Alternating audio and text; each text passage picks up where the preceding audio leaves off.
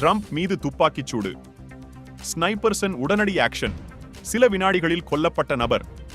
அமெரிக்காவில் அதிபர் தேர்தலை முன்னிட்டு தேர்தல் பிரசாரம் மேற்கொண்டிருந்த டொனால்ட் ட்ரம்ப் மீது துப்பாக்கிச் சூடு நடத்தப்பட்ட சம்பவம் பெரும் அதிர்ச்சியை ஏற்படுத்தியிருக்கிறது.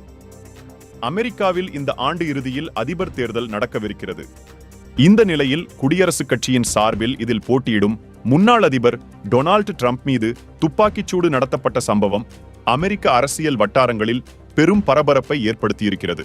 முன்னதாக அமெரிக்காவின் பென்சில்வேனியாவில் உள்ள பட்லர் நகரில் நேற்று தனது ஆதரவாளர்கள் முன்னிலையில் ட்ரம்ப் தேர்தல் பிரசாரம் மேற்கொண்டார்.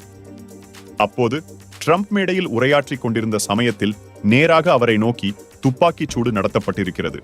இதில் காயமடைந்த ட்ரம்ப் கீழே குனிய அவரின் பாதுகாவலர்கள் உடனடியாக மேடைக்கு அருகில் வந்து அவரை மீட்டு காருக்கு அழைத்துச் சென்றனர்.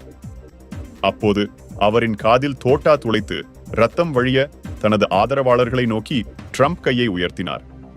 பின்னர் உள்ளூர் மருத்துவமனைக்கு கொண்டு செல்லப்பட்டதை அடுத்து தற்போது அவர் நலமாக இருக்கிறார். இருப்பினும் இந்த துப்பாக்கிச்சூடு சம்பவத்தில் பிரசாரத்தில் கலந்து கொண்டவர்களில் ஒருவர் பலியானார்.